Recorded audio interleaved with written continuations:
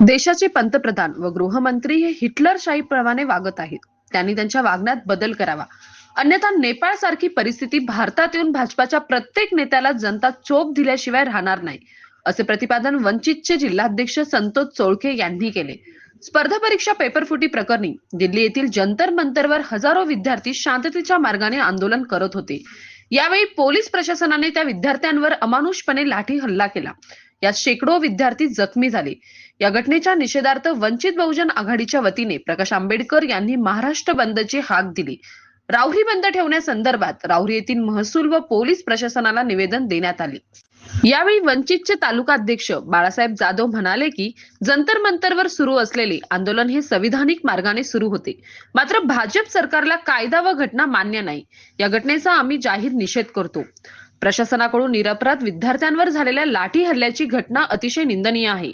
शिरीष गायकवाड म्हणाले की जंतर मंतरवर सुरू असलेले आंदोलन हाणून पाडण्यासाठी विद्यार्थ्यांवर लाठी चार्ज करण्यात आला.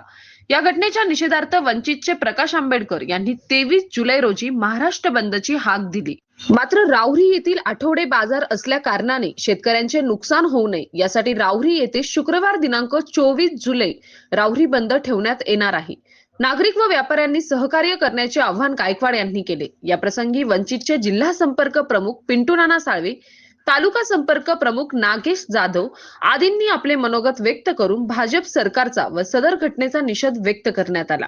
निवेदनावर ऋषिकेश साळवे, गणेश पवार, मोहन साळवे, अमजदभाई पठाण, विवेक साळवे, राहुल वैरागर, आकाश शेजवळ, शुभम चव्हाण, वैभव गुप्ता, अमोल साळवे, संजय गुजर, उदयराज भोसले, करण साळवे, यश सिरसाट, प्रज्वल कर्डक, अमोल वाव्हळ, रोशन ठाकूर, आदित्य कसबे, रोहित कसबे, गौरव साळवे आदींच्या सह्या आहेत. सतीश सौंदरसह राजेंद्र म्हसे, MS न्यूज 15 राहुरी. अशाच नवनवीन बातम्या पाहण्यासाठी चॅनलला सबस्क्राईब करा.